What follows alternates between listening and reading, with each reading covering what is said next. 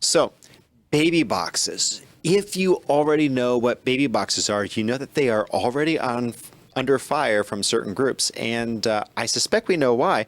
But let's talk about that as we watch our culture stray further every day. On behalf of Further Every Day, I'm your host, Jonathan Fiala. And in the room today, we got some wonderful folks, starting with Josh in the chair of Theology. Hello, how's it going, everybody? Doing good. You? I'm doing exceptional. Glad to have you there. And Clint, chair of Philosophy. I'm sorry. Before the show started, Josh was like, I'm really white. He is. So am I. Yeah. I'm the only brown guy, so it's okay. Clint, No. Clint, you having a good day? I'm having a great day. Back from the cruise. Feeling good. Sister just got married. Yeah, she won't stop bothering me. Different podcast. That's Going over to good. Melissa. Melissa, how you doing? I'm doing good. How are you? Glad to have you here and sitting in the chair of culture, I see. Very good. And Mr. Steve in the chair of politics. Yes, sir. Doing very good, man. Glad to have you there. And Nothing there. I'll be warming the chair of economics and the producer seat today. Right, the producer guy is not out. Someday soon, hopefully, he'll start helping us produce. But let's jump into it. So what are baby boxes? Does anyone here want to just sum up what they are? If not, that's fine. I'll go ahead and do it. I got you. Go ahead. So a baby box is typically located in some hospitals or firemen's shelters. So on the outside, it's like if you were going to return a book, right? The slot opens and then you put your baby inside and then you close it up. But on the inside, it's a clear box. It's completely safe for the little kid. So it's there for mothers to discreetly leave their child that is unwanted and, hoped for the child to have better care. Absolutely. So that's the premise. And to get to the root of where this premise comes from, I actually want to get it from the founder's mouth. And Josh has actually her testimony here for us to read and to react to. So Josh, if I can get you to read the story from shbb.org. Yes, the story goes like this. In August 1972, a 17-year-old girl was brutally attacked and raped and left alongside the side of the road to die. She pressed charges against her rapist, and he was arrested and charged. And if this wasn't bad enough, 6 weeks later, she found out she was pregnant. At the advice of this younger girl's mother, she found herself at a back alley abortion facility in October of 1972, and while standing in front of the man who was going to take her child's life, this young woman changed her mind. She was then hidden from the outside world for the remainder of her pregnancy. She gave birth to her baby for the remainder of their pregnancy. She gave birth to her baby in April of 1973 and abandoned her baby at a small hospital in Ohio 2 hours after giving birth. This abandoned baby was me. This is where my journey began. Okay, so I think that this is a really powerful story, sort of an origin story, if you will, for this lady. And it's really interesting that these are coming under fire because in America, you have hundreds, if not thousands of babies who die every year in the garbage can, let alone the ones that are surrendered. So just going around the room, I just want to see if anyone has an initial reaction to her story, which I find to be fascinating. I think it goes completely counter to the idea that nothing good comes from at least the children should be automatically aborted in cases of rape and incest, because that's a very prevalent thought today. And that's honestly one of the main arguments I hear from people who try to argue for abortion. And from listening to what happened in that instance, there was a lot of good that came about it. And now she's making a positive impact in not only in her community, but on the wider topic of the sanctity of life. Absolutely. Absolutely. And that's why I think baby boxes are coming under attack. Make no bones about it. There is a problem, a societal problem here where we have single mothers in an epidemic level, and that needs to be addressed. But it's really interesting that there is a move against it, almost as though it's begrudgingly against the Roe v. Wade overturn. And I just find that to be interesting. You know, John Arthur, I can completely agree with your premise on that because the abortion people, their idea is if there's a means to be able to deal with this and do something about it, then there's no need to have abortions.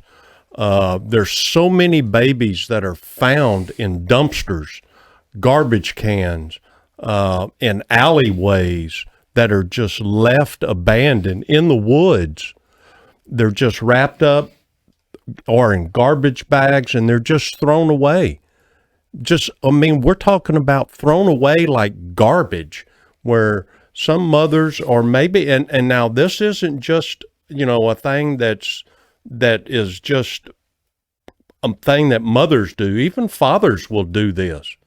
When they get to the point of, I don't know what brings these people to do this to a baby, that where they will just have the audacity to go and wrap a baby up in a garbage bag and toss them into a dumpster. Well, it's a chronic misunderstanding of the value of life, which comes from a misunderstanding of where life comes from. I mean, that is the biggest thing that has occurred in our nation in the last 100 or so years of cultural Marxism, of critical theory. We have dehumanized the human, reduced them to just a clump of flesh and cells. And so it makes sense that the autonomy, quote unquote, of the mother is somehow worth more than the life of the baby to her, who has the decision to make between her and her healthcare providers. And I think you've really gone in the correct direction here with, it's an issue of a complete devaluation of the human being. And so we see the story of life, and instead of people rejoicing over it, it's almost like it comes against the worldview of the secular humanist. Therefore, this beautiful thing is rendered, pugnant to their senses. I think it's a sad thing. Right. And all the states in the United States have, safe haven laws. Not so much as the baby boxes, but safe haven laws. I can't remember how many states have the boxes. It's not really very many when you think about it. I'd looked, and it may be only like 6 or 7 states that actually have them. And Indiana, if I'm not mistaken, has the most boxes listed in their state, because that's where it did start in the first place. And it I believe started in 2014 or 2016, something like that, I believe. And started because of Miss Kelsey, because of her being someone that was abandoned and saw that this was being done in South Africa. Yes, absolutely. And it started in Cape Town. And I think that's actually an interesting point. I'd love you to read that real quick for us, where we'll go into and discuss where these came from, because it wasn't an American origination, but this lady is doing God's work, I think. And we'll actually see that in just a moment. Mr. Steve, if you could go ahead and get that excerpt from shbb.org. Certainly. Founder Monica Kelsey started Safe Haven Baby Boxes, Inc. after learning she was abandoned as an infant and after seeing a baby box in operation at a church in Cape Town, South Africa.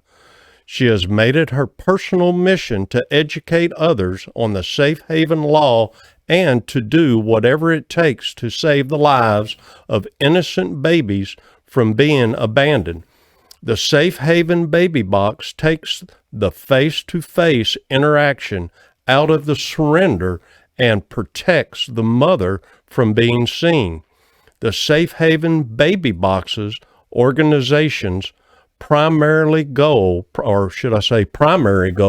is to raise awareness of the Safe Haven law, women in crisis can call the 24-hour hotline and can receive counseling and assistance. To date, the hotline has received over 8,000 calls from every state in the United States. Safe Haven Baby Boxes has referred over 500 women. Now that's 500 women to crisis pregnancy centers, assisted in 7 adoption referrals, and have had over 100 legal safe haven surrenders. Now that's pretty interesting. 100 legal safe haven surrenders. 23 babies have been surrendered in boxes since 2017. 3 babies were surrendered to firefighters at Safe Haven Baby Box locations since April. Now, since April of 2016, when the first box was installed, there have been no dead, abandoned infants in the state of Indiana. So I think that's a success story. I mean, it's a huge success story. Oh, amazing. None dead since 2016. Absolutely. I mean, you think now, 2016 up to 2023, man. That's a win. Yes, a big win, a win for babies.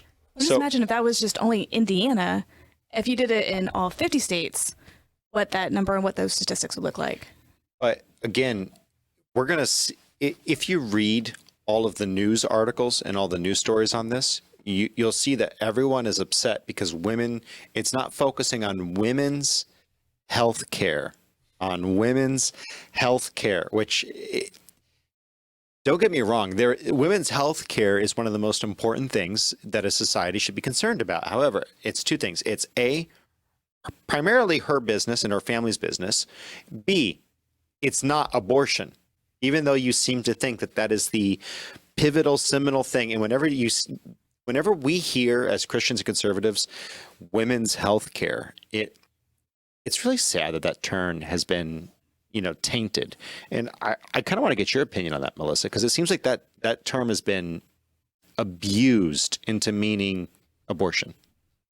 Yeah, and I mean, it's so much more than just abortion. I mean, it's making sure that, whether it's fertility issues or even after you have the baby, making sure that you are safe and you are healthy and the baby's healthy. It goes so much more than abortion. And it's, like you said, it's an abused term, and it's sickening how society has done it.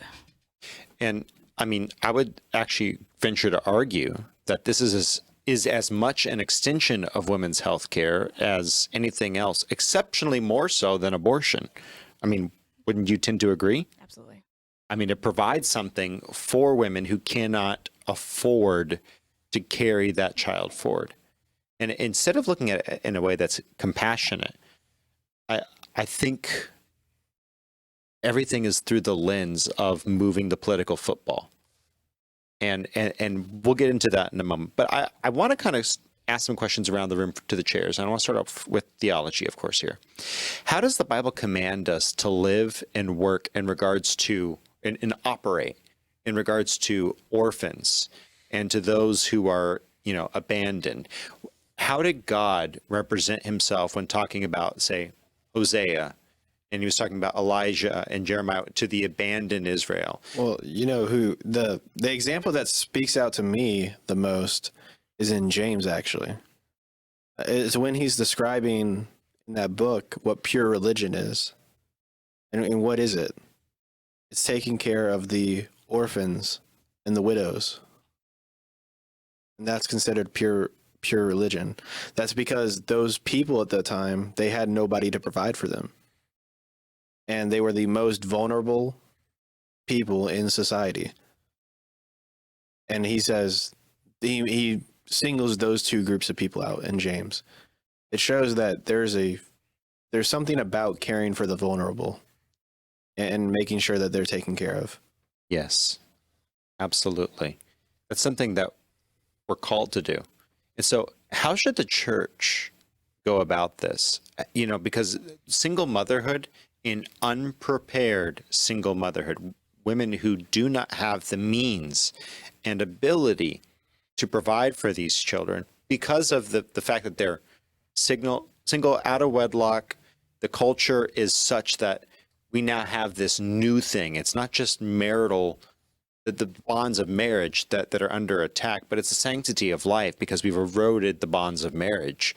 How should the church react and interact with this issue of single motherhood for those who can't afford children?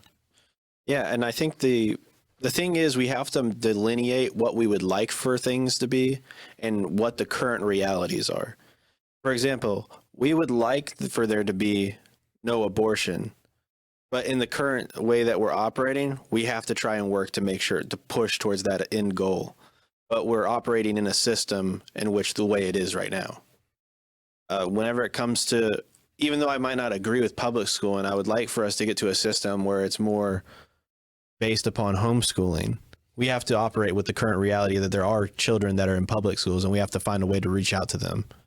So when it comes to single motherhood, I would prefer that everybody stays in a happy marriage and that they are serving the Lord in that manner. But we also have to operate in the reality that there's situations out there where there are single mothers who have been abandoned. And so with that reality in mind, we have to step up in that regard and assist these mothers. Because what did we just say? What did Scripture just say? They're some of the most vulnerable people in society. And so we have to provide for them not only with finances, but I also think there's a support there that goes well beyond finances. It's a support of an emotional support, almost a spiritual support. It's something, it's a deeper connection there. And so I think that's the best way to step it up, is that we just have to understand that even though we don't like the reality of the matter, the reality is still there and we can't just ignore the reality. Absolutely. Absolutely. And you really nailed it. Where the church is supposed to be is discipleship and mentorship to these women. And when we cannot be that for whatever reason, because of where she is and because we haven't met, because we haven't connected, we need to be the first ones on the line saying, give us the baby. We need to be the ones saying, okay, do not destroy this child's life. We will take that child. And that's a lot to say, by the way. That's really hard. And I guess that was kind of what, if you could get the hint of what I was saying, don't excommunicate these single mothers who Amen. are coming in through your door because you disagree with the way that they're living. Instead, why don't you help them out where they're currently at and just take the situation from there? Because I think that's sometimes, like I said, that's the kind of the way it's really easy to think about it, is that, hey, I disagree with this, so I don't want to go along with this. But at the same time, you also have to acknowledge that we are in this current predicament. Absolutely. Absolutely. Moving over to the chair philosophy. And I want to get your thoughts on this. Don't give me that look. Oh my gosh. Okay. You're having a nice nap there. It's a nice chair, isn't it? Dude, I'm telling dude, this chair is making me so sleepy right now. That is a nice chair. He caught me slacking. I caught you slacking. I was like, It's a nice chair. I blame Steve. So, yeah, thank you, Mr. Johnson, for bringing that in. So, how should we go about child abandonment? What should our philosophy be? How should we be approaching this? Because Josh laid down the groundwork very well for you, where we have the world as it is, and not necessarily the world that God has commanded us to be, because we as a church has kind of failed. We've failed the culture in a lot of ways. But now that we're here, isn't it better to provide a safe haven opportunity for women than to not? Because a lot of people are actually condemning these baby boxes. They're saying that they're unsafe. And by the way, we'll talk about that. They say that traffickers could somehow abuse them. They're locked. It's a one-way locked, and they're only at fire stations and hospitals, so that all that's bogus. Isn't it better to provide that opportunity, one? And two, do we not see the two different worldviews colliding, where one wants to abort the child? We would rather abort the child versus choosing life for that infant. And how should the Christian approach that? I want to tread a little lightly because sometimes I come off really harsh. Go ahead and come off harsh. Okay, I'll come off harsh. So as Christians, we failed the world. That's a fact. We started with Adam. We failed, and we have to come to that realization that whatever we in our abilities, we are going to fail. Because what? We don't have Christ, and two, we suck. Us as humans, we're some terrible people. We're some terrible people. Because this got me thinking. I watched the show with my mom because my mom and dad like murder shows. Don't know why, but they like it. They watched My Mother Was a Killer. This woman was pregnant at a prom dance. She went into the restroom stall, gave birth to her child, murdered her child right then and there. Flushed it down the toilet, cut the umbilical cord with the little, the woman, you know what I'm talking about? Yeah, the sharp end, she cut it with that. And then she went back to prom like nothing ever happened. The pictures from that scene, it's a bloodbath. It's a bloodbath. And this woman, zero consciousness of that baby was dead. So I view this as a double-edged sword, right? On one hand, this is excellent, right? Us as Christians, we should be viewing this as, it's hard to fix a broken world. It's so hard.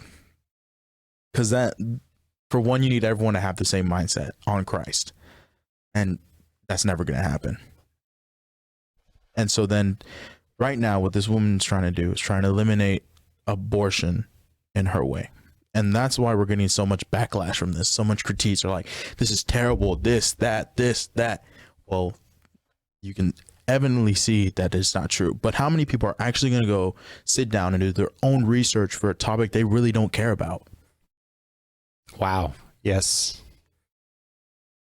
See, the only reason I do research is because John Arthur got me on this podcast. Okay. But otherwise, I'm not a big research guy. So I'm not going to do as much research as, let's say, if Josh heard a topic and was like, that don't sound right. I'm going to be like, it's a broken world. We do what we can, right? But in this instance, as Christians, we should be supporting this, right? But me, myself, a little convicted because a lot of child developers, psychologists will say, if you take punishment away from a kid, the kid grows rampant. He does whatever he wants because he loses the sense of there's accountability. And I think that's what's kind of happening here, right? Yes, on one hand, we want kids to live, right? Amen. Praise the Lord. But on the other hand, these women are not taken accountable of their actions, right? Because most of them are out of wedlock. Not all of them. I'm not saying all of them are out of wedlock, but most of them are out of wedlock. And they mostly start off with young teens. And let's just move on to the origin of all this with the sex movement. I can have sex and not have any consequences. That's where all this started. And I think as Christians, we should be not worried about it sounds really bad. We shouldn't be really worried about abortion and all that. We should start at the origin of the problem, at the root of the problem, that kids are getting educated that sex is okay and I will have no consequences because of X, Y, and Z.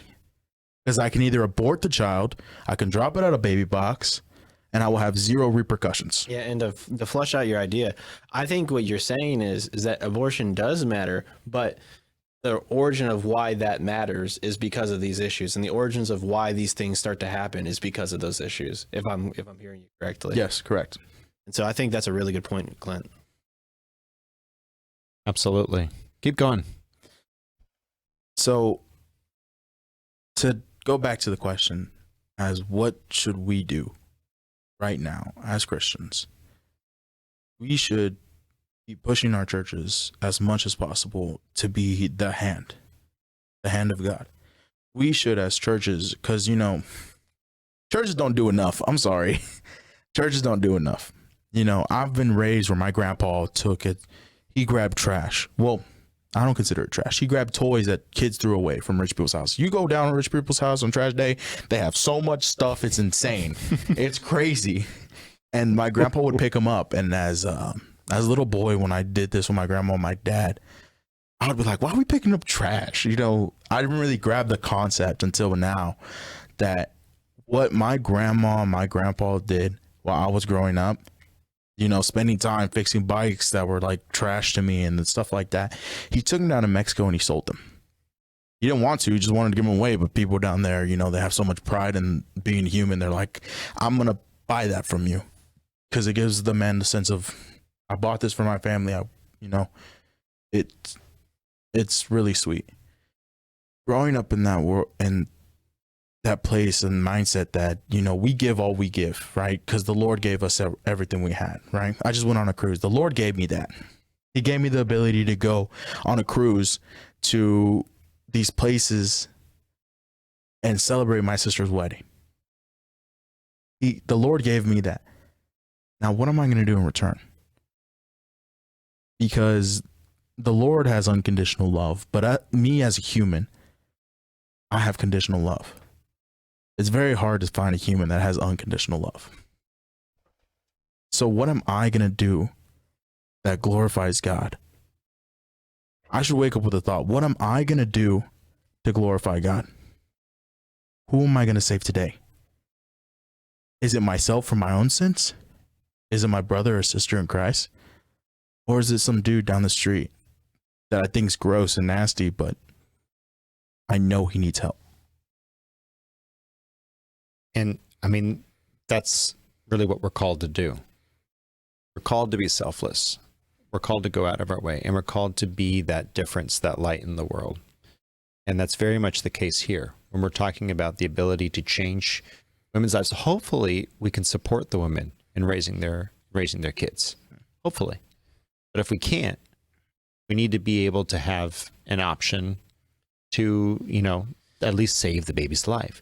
So I want to get the chair of culture's thoughts on this, because we seem to have failed in the culture and in a way that has created this gross overpopulation of single motherhoods. I'd like to ask you, how do you think we've gone about, how have we gotten to this point? And frankly, how do we go about changing the culture from where we are now in regards to single motherhood? And I'm going to take a different spin on this as opposed to what Clint did with having children that are unwanted or aborted. And the baby boxes can also be used to keep a child safe from domestic violence. Mm. And so, yeah, so you asked the question about, like, you know, why do we have such a big influx of single, you know, women and single mothers? And it's kind of a funnel down effect. And so you look at the labor statistics, and you have the group of men between 24 and 35 who are unemployed.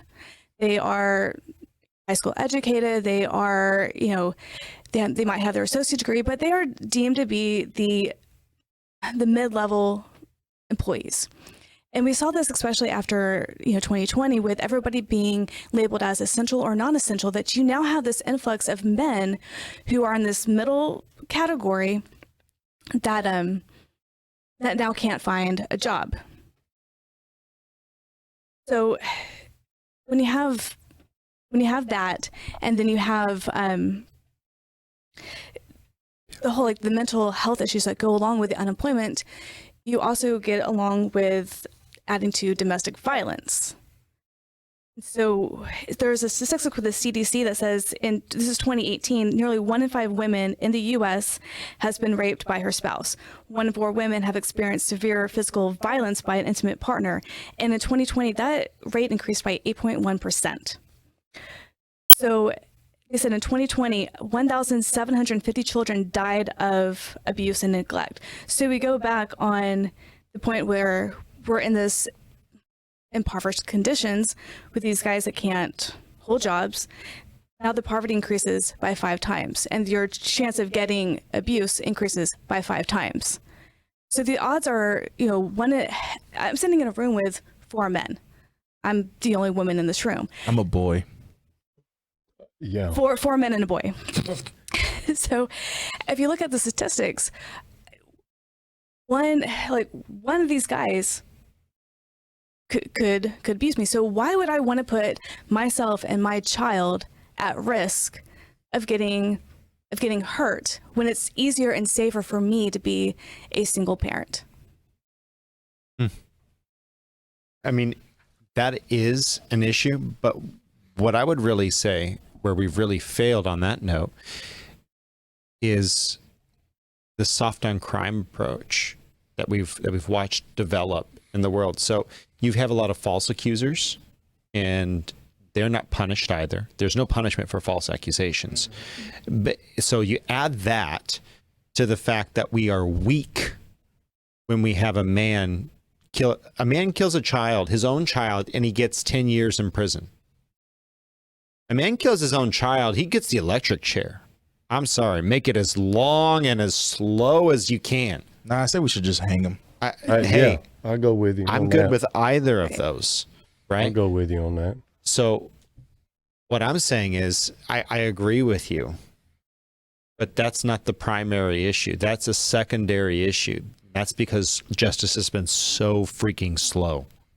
It's been because justice is so freaking slow. And the crime of domestic abuse has been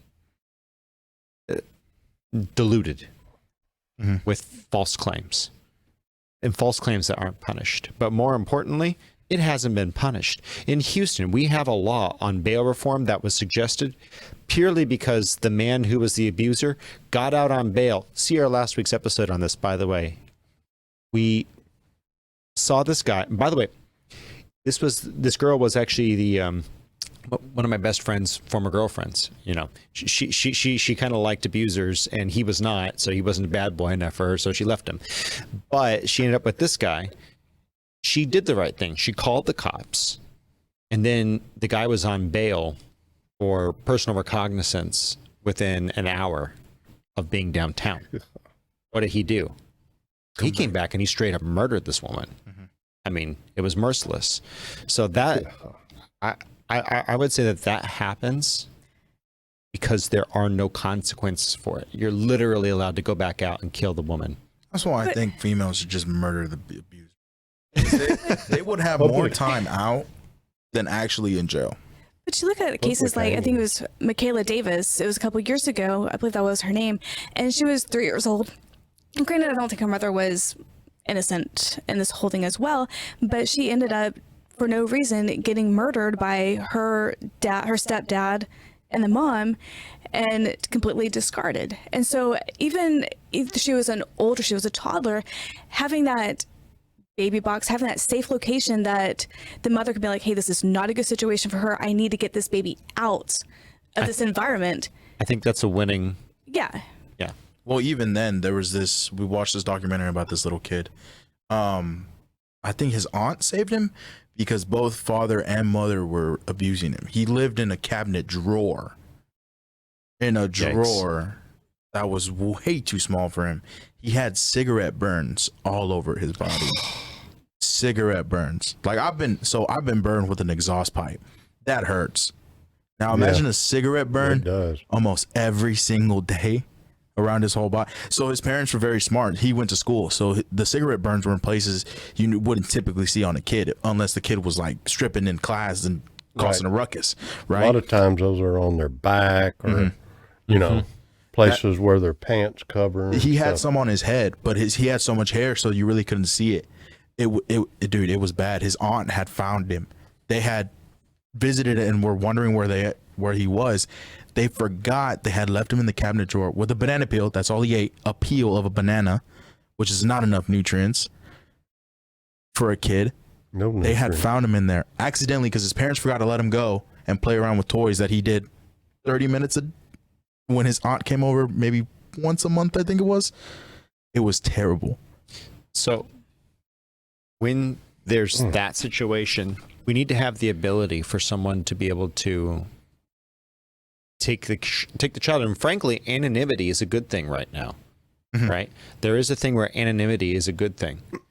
And so I think you actually brought out a really good point there, is that there are cases where sometimes it is good to be able to deliver the baby somewhere safely out of hand. And it's not an argument against, it's an argument for. Right. And then you asked about what the church and the members should do. And you look at, we just got done with our Bible study on, dating and marriage and what happens in divorce.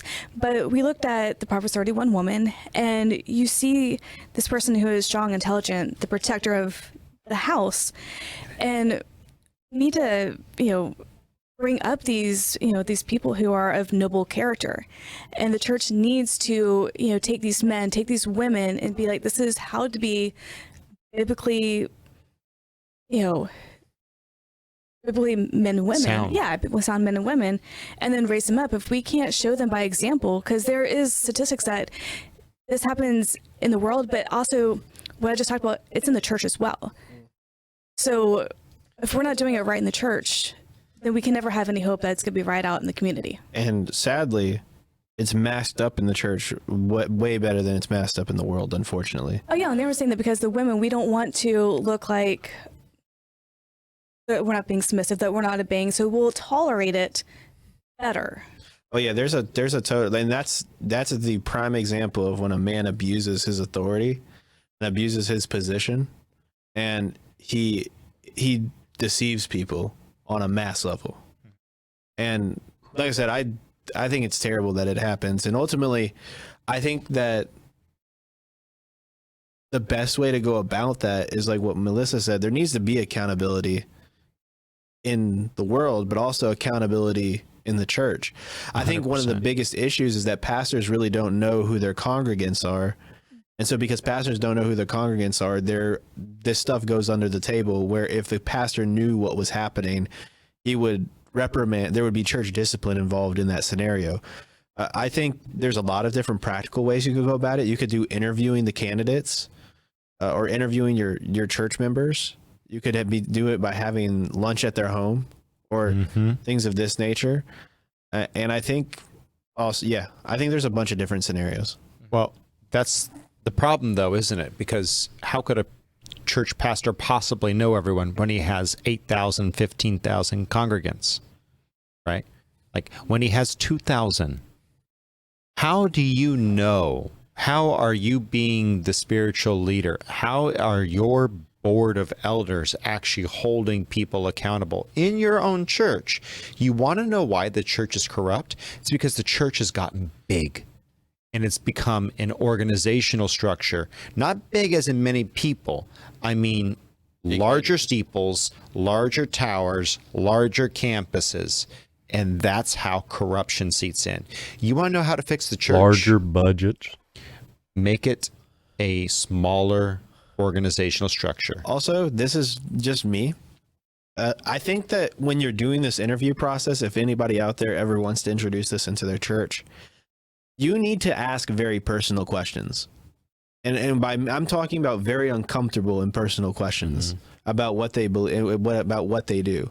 For example, you need to ask them, "Hey, do you hit your wife or do you hit your husband?" I think do you watch pornography or I think you should ask these types of questions, because ultimately how you treat your wife is if your wife is your most important and it's the number one person you answer to, and this is the way you treat her. And that's not the only type of questions I would like. There's obviously a whole row of personal questions I would ask, but if they're not respecting the person they live with on a daily basis and the person that they came into covenant with, then I don't know how they can possibly respect the rest of the body. You know, I can guarantee you, if you have both the husband and the wife in the same room and you're asking those questions and you ask the wife that question, her answer is going to be no. But her reaction? She'll Her say reaction no. might tell you a lot. If you're good at reading what's going on, because if she has lived under that type of oppression for years and years, they're really good at hiding it. You would be surprised how good people are at hiding things, especially women that have been abused for years and years. And they are very good at hiding things, especially physical or mental abuse. And they're very good at hiding it. And the only way to really get good, honest answers is to do it in an atmosphere or in a situation where it's just one-on-one type questions where you can really see how that person reacts or get a reaction or an answer from them, because if they act the wrong way, or the reaction is the wrong way, or the answer is the wrong way, when that pastor leaves, first thing that's going to happen is they're not going to be going to church the next week, because she's going to have a black eye or a busted lip or a bruise on the face, or something's going to happen to her. Also, Guaranteed. I also, whenever I think back to even scripturally, I think back to James, and what he was preaching on was about the prayer scenarios where you would be praying for other people. And in those scenarios, in order to be praying for those people, it's about knowing what the other person's going through. It's about knowing what the other person's doing and what their struggles are. And that's a key component of it. In these scenarios, how are we supposed to act and pray on something if we have no idea what's happening with other people? Right. And so I guess that's the whole purpose, is that the church really needs to get to know each other a lot better. Agreed. And if we really do, if we don't come to know each other, a lot of stuff is going to slide under the table. So that leads us over to the chair politics, and I want to get your thoughts, because when we see this imperative to protect the orphaned, and when we see that there is a society that is having some severe issues because we've lost the theology, philosophy, and culture, there are critics of the baby box phenomenon and of safe haven laws, and their primary critique of the bill in Indiana that actually started this lady's particular story that was been the most successful, 23 babies saved. And again, it's a small number, but guys, every life that's saved is so much better than not. And there are literally hundreds and hundreds, thousands in Indiana in the last few years who've actually been saved as well, but not necessarily directly through the boxes, through the campaign of safe haven laws. Critics of the bill, however, say that, and this is from the Chicago Tribune, link in the description below, they claim that it would decriminalize the act of mothers surrendering their babies. Although safe haven laws already pretty much protect such mothers, they claim that also the convenience of these boxes may prompt mothers to relinquish their newborns without fully thinking of what they're doing. Well, if you're leaving your baby in a box, or in a trash can, rather, that's on the street, I don't think you're really thinking about that much about the baby anyway. So what do these laws do from a political standpoint, and how should the Christian be looking at these from a theological, political standpoint? Well, what we can look at is the fact that, theologically, it's just like what we've talked about. And I'm sure the way one time when Clinton here brought up about hanging a millstone around the young ones' necks, when you cause them to make them stumble, you might as well put a millstone around your neck, throw yourself in the ocean.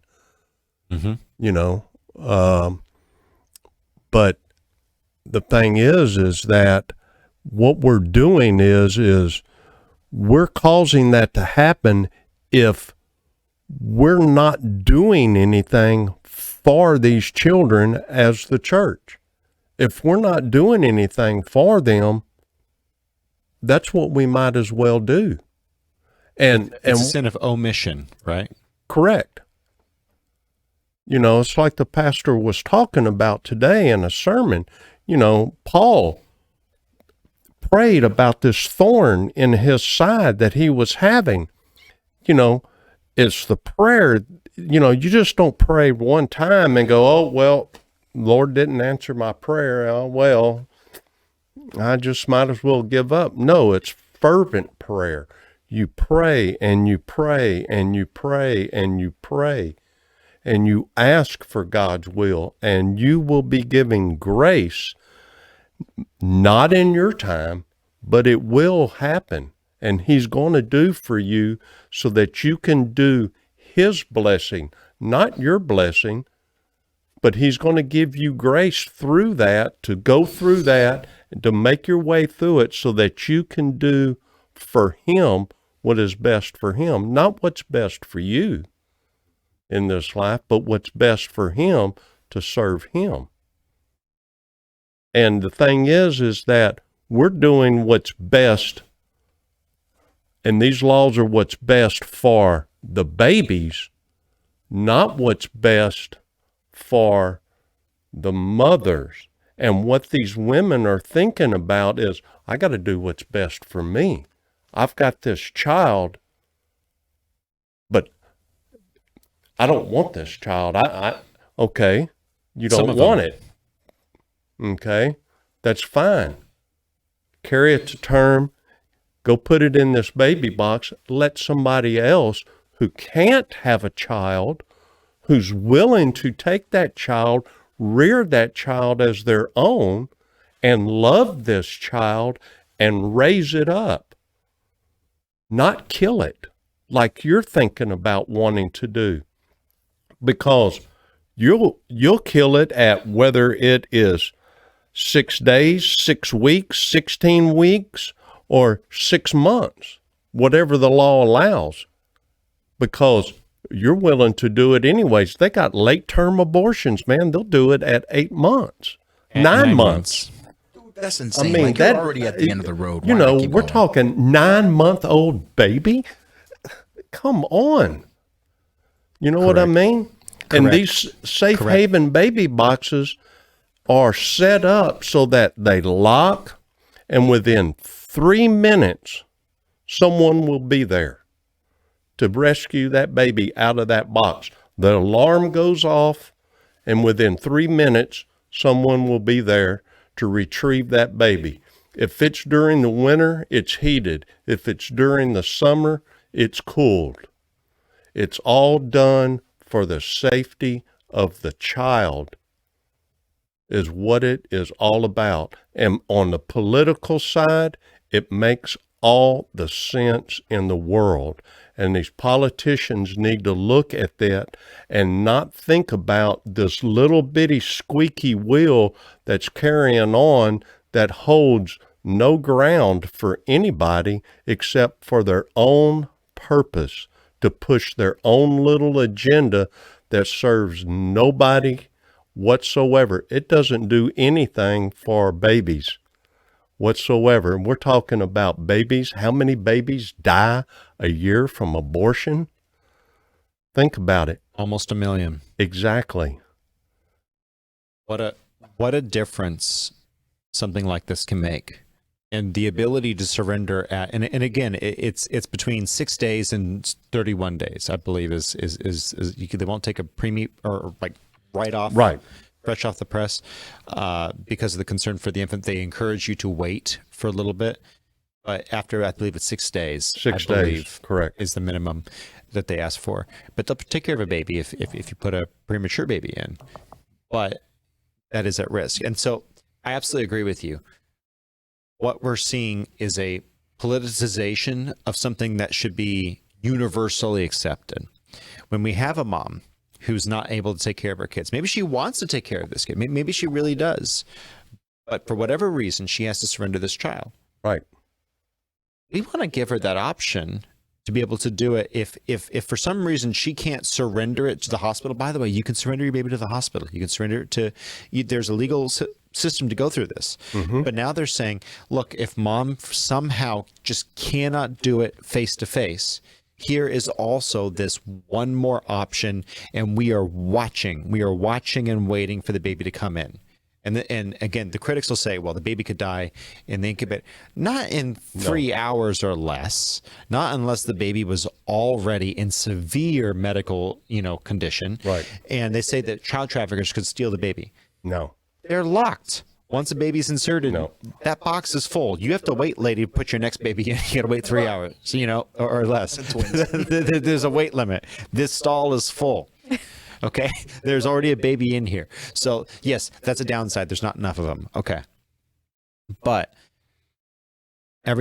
all of the objections are preposterous, and it's because it comes from a worldview from a religious belief.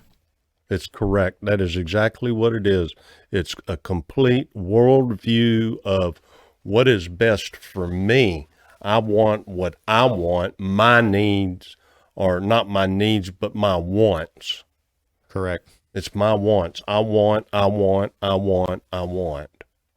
Me, Exactly. No. I Name want, that movie. I want. Name that movie. If you know that movie. It's Yeah, movie time. exactly. Do you guys remember that movie? Who remembers that movie? I was old enough. Hook. Robin Williams. Y'all don't remember Hook? Oh, yeah. No. Yeah. Hook with Robin Williams. That was Dustin Hoffman's Hook. Oh my gosh. You're going to get saved. We're going to show you that movie, Clint. We're going to show you that movie. Okay. But just from the chair of economics, I want to throw this out there. The church needs to be providing an opportunity, not a handout, but a hand up. And what I mean by that is, as someone who's actually worked in the homeless ministry, I can tell you there's two types of homeless. There's the single parent who just lost their job, or maybe it's a mom and she fled an abusive situation. 2 weeks later, after hitting this ministry, she was in an apartment, her kids were in a school, she had a car because the ministry provided the car, but she had a job. She had a job. That was the reason why she got help, because she was willing to go get a job, or he was willing to go get a job. Okay, that's what the church should be about. We're not about handouts, but we should be providing access and entrance back into the workforce for people who are down on their luck. And we should be providing rehab and healing. And by the way, some of these grief share ministries, some of these other ministries help you, say, recover from an abortion. Those are things that churches should do too. Those are things that the church should do. And if the church was more about that business, I think we would see less poor single mothers who were having to make these decisions. So I think from the political chair, absolutely right. We should be providing that. From the economic chair, the church should be providing that as well. Now, kind of switching gears here. So some of you do not know yet. But we are going to be reacting to something today. Oh my gosh. And I want Clint knows. Reaction. Clint knows, but we're going to be reacting to what the potential future artificial intelligence that's going to be running Google and Bing. Mine's gonna be named Bob. You're going to name yours your baby or your AI? My AI. Your not my AI. baby. You're going to name your AI Bob. You're going to name your AI baby Bob? Bob baby. Okay. So 10-4 hot. I feel the beams. What are you talking about here, huh? Why did you put? What's your name on that thing? oh my goodness. Okay. What's your name? Okay. Why did I what? Put your name. On what? On this thing. On my thing? On ChatGPT. Did it? What's your username? You have usernames? What is No, this? A gaming that's not a channel? username. I don't know why it has FU, but I promise that was not intentional.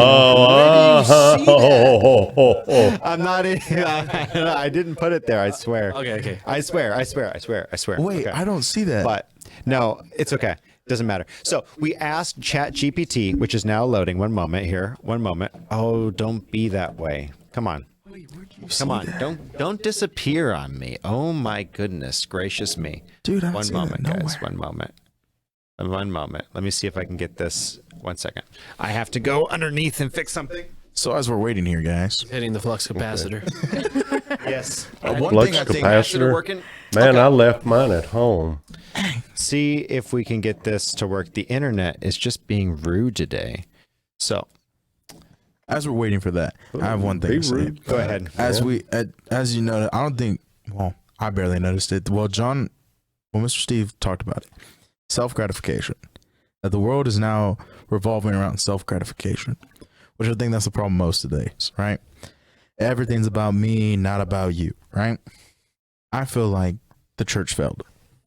Well, no doubt. But honestly, I feel like the church is too worried about itself to do anything. I'm a little new to this church politics thing. I'm not the way I was raised. It's like I'm kind of straightforward. Not a lot of people like me. Not a lot of people like my mom because we're kind of the same way. If you're doing something bad, I'm gonna tell you you're doing something bad, and I'm not gonna hold punches. I don't know. I like your mom, but I'm still kind of, Hazy on him. yeah. That's hater. No, but honestly, like, I feel like the church is stuck in the world. They're too worried about the self-gratification part. They're like, well, let me just do this a little bit, because if I do too much, we're gonna get too much attention, and then bad stuff is gonna happen. And they're too worried about the consequences of the world. Not about Christ. Not if I do this in the Christ name, he's going to provide for me all the way through. No matter if the world is going to take away my taxes, all mumbo jumbo, the rest of the politic world, I really don't know about most of it. They're too worried about their self-image to do anything. Man, if I ran a church, whew. Well, also, you'll find that most churches are socially structured and engineered just like the world, unfortunately. Yeah. Speaking of the world, the chat GPT's back. So let's talk about Is it. Oh, all right. segue? How's Well, I that don't know for a if we segue? should be Okay. celebrating AI, but it's there. Okay, let's talk about the AI. So I just I did did this sports. on the plane back from Florida this week. So I was out traveling, and I thought, I wonder what ChatGPT, because if you don't know what ChatGPT is an AI that's been developed for search engines and for research and development of web-based applications. Basically, it's going to be what's answering a lot of our questions in the future. And I said, I wonder what the What a joke. geeks at Silicon Valley are going to program in here as far as biases. What kind of biases will ChatGPT have? Liberal. And guess what? Left wing. I'm starting to smell it. But I want to get your thoughts here. So I said, what are baby boxes and where do they come from? And so it made the mistake first, and it thought about the cardboard boxes for for children. Okay, not those. You having a seizure over there? No, I'm left winging here. It's I'm like scared, John Arthur. coming out here left winging. My man got so scared. He's like, you having a seizure? You having a seizure? Okay. But it says Hold on. so it made the mistake of thinking. Don't do that. Oh my gosh. We've lost control. Oh, no. Okay. It made the mistake and thought, okay, he means baby boxes, cardboard boxes, which, by the way, apparently attributed to SIDS. Like some kids are dying of SIDS in these cardboard boxes. But I'm like, okay, that's an interesting story. It's terrifying. Parents, be aware that you need to be careful where you keep your kids. But that's not the conversation for today. Not those baby boxes. I said I typed in the ones that they abandon babies in. And so it says you might be referring to baby hatches or baby boxes. Thanks, Poindexter. Hatchets? Which are designated safe places where parents can anonymously place their newborns. And so it goes on to say, while the intention of baby hatches is to provide a safe alternative to abandoning the baby in a public place or endangering its life, their use remains controversial and is often debated by child welfare experts who question the long-term impact on the child and the ethical implications of anonymous abandonment. That's a really interesting statement, isn't it? What does it sound almost like this is taking notes directly out of the WAPO and out of the Chicago Tribune and out of some of these other places that are writing anti-baby box material and saying, we would rather focus on women's health care. Do y'all detect that? Do you guys see what I'm saying? Who cares about the baby? Exactly. It's better. It's better to deal with healthcare, and we'll see that in a moment. Healthcare. We'll put that in quotation marks. So I said, which countries?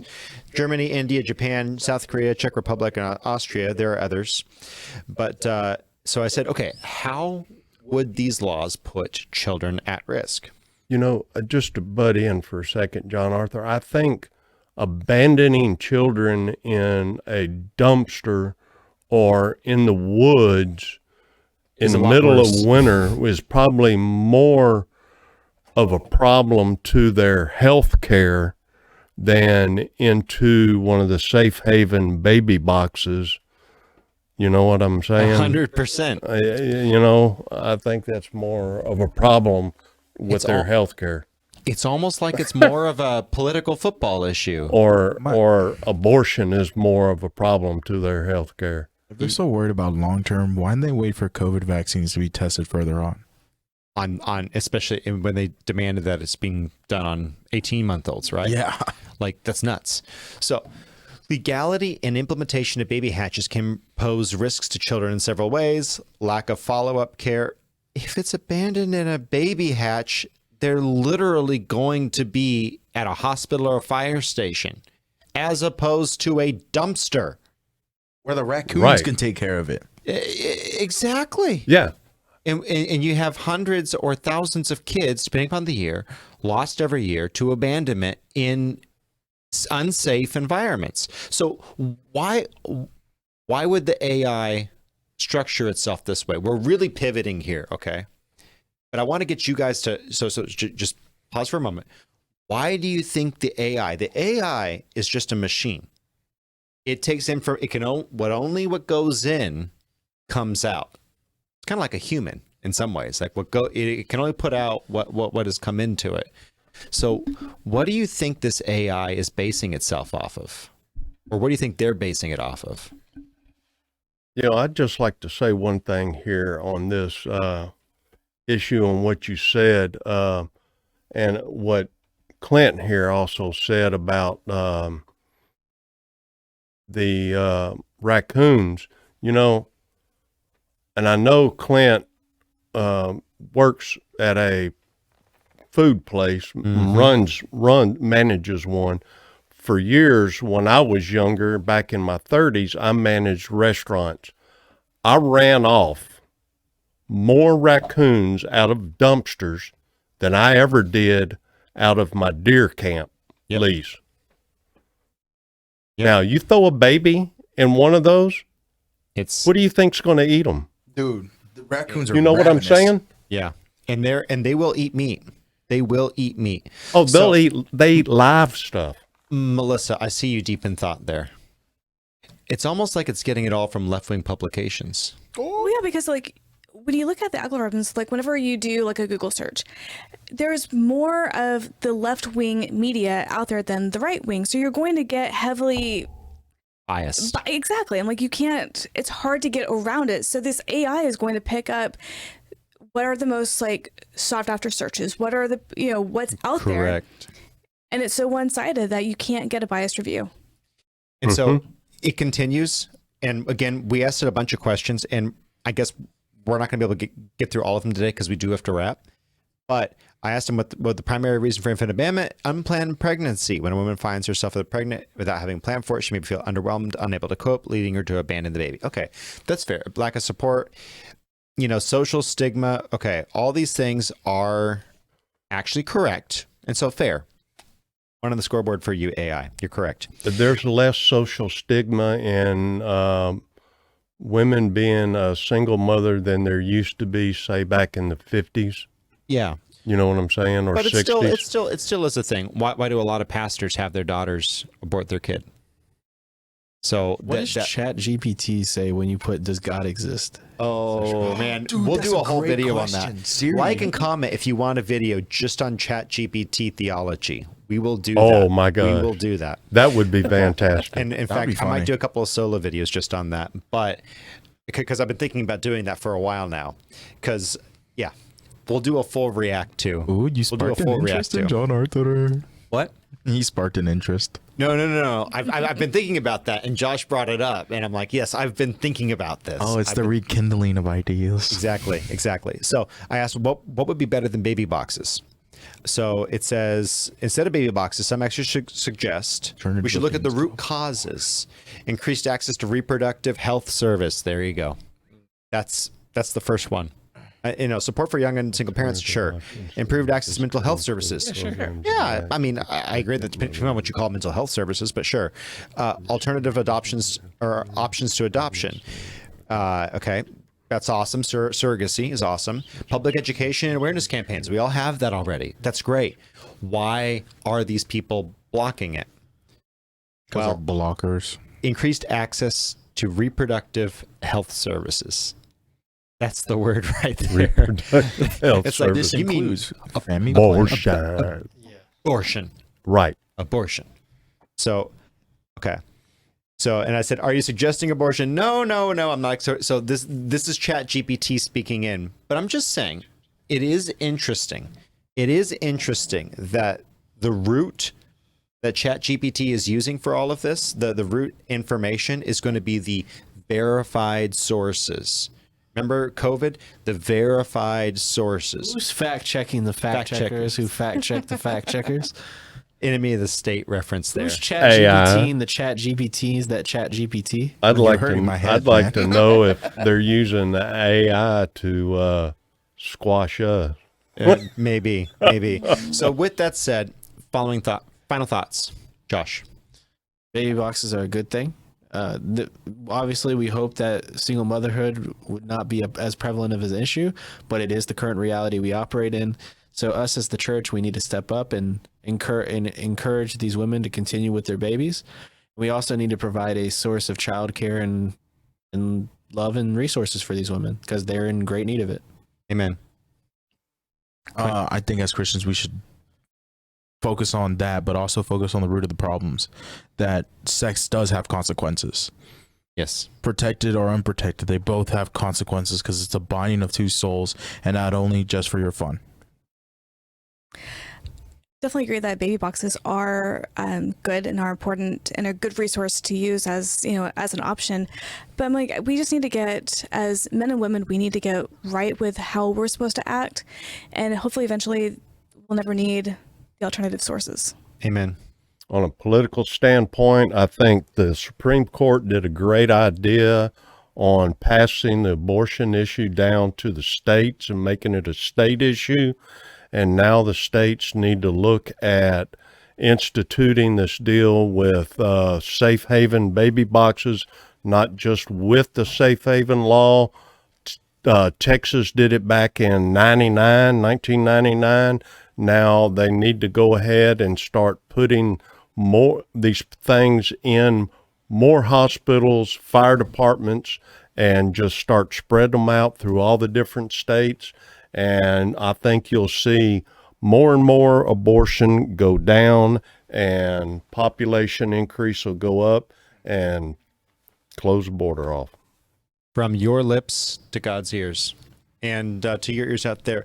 Look, if you're having a pregnancy that is not within your plan, and financially you're having a hard time with it, let's say that you are considering a hard decision, may I humbly suggest to you, and I hope to have her on the show soon, but there is a little old lady who is very dear to my heart. She raised 2 of her kids were adopted. And she said she wanted to share her story. She said both of these children were mothers who were potentially abortion-minded, that they were in that situation, and they carried to term and delivered so that she could raise their kids. Those kids now have kids, and some of them, their kids have kids, okay? What a wonderful gift you can give a mother who has not had the blessing of children. If you can hang on, and if you can get through it, there are places, there are ways, whether it's adoption agencies, churches, or if you have to, safe haven auspices. You can provide that child with life and someone with a child that they would love to have. If you like this podcast, like, comment, share, subscribe, all that good stuff. Share it around. Thank you for the views. And YouTube, we see what you're doing. We're watching 1,000 views die all at a time. They just disappear. Thank you for letting us know we're in the right direction. If you are on audio, thank you so much for over 160,000 downloads as of February 5th, 2023. Thank you so much. We are humbled and honored. We are on YouTube. We're also on Rumble. Rumble, we see you there, 60 some odd subscribers. Thank you guys. And Yes. With that said, got nothing else for you. Love you. Bye-bye. Bye. See you. All right. If you're still here, you are super listeners, or we put you to sleep. Going around the room, we haven't done this one in a while. I think this is a new crowd. Do something totally random. What is your favorite flavor of ice cream? Josh, Give me that mint chocolate chip, boy. come back to Clint. I'm lactose intolerant, so it's a no for any type for me. But wait. That's unfortunate. There is coconut There's vegan ice cream. Oh, it's not this. It's It's good. Can you eat vegan ice cream? Have you been to Brewster's? What? I'm gonna take you to Brewster's so you We're can gonna have have some vegan good ice vegan ice cream. Or Handles. Somebody Handles has a slap really that good boy over there in the non-dairy. head. Steve Johnson. Mine, man, it has always been just regular vanilla, but Bluebell original I knew it. vanilla, homemade vanilla, Clint. buddy. And mine's gonna be umboli. Umboli. Umboli is so aguas frescas is Bully. you know, my favorite is agua de sandia, which is watermelon juice. And then you take that juice and then you freeze it, and that's how we have it. Melissa, he's Mexican. Don't give us that Yeah. look. Anyway, I would say Bully, I would say bully. strawberry cheesecake. Strawberry Bully, cheesecake bully. is Strawberry one of my Aren't you favorite. extra? Oh Bully, my bully. gosh. Sounds good. It's really can have it. good. So tell us in the Bully, comment section bully. down below what your favorite flavor of ice cream is. And with that said, we love you. Goodbye for real now. Toodles. Bully, Sorry, bully. Pastor Tally.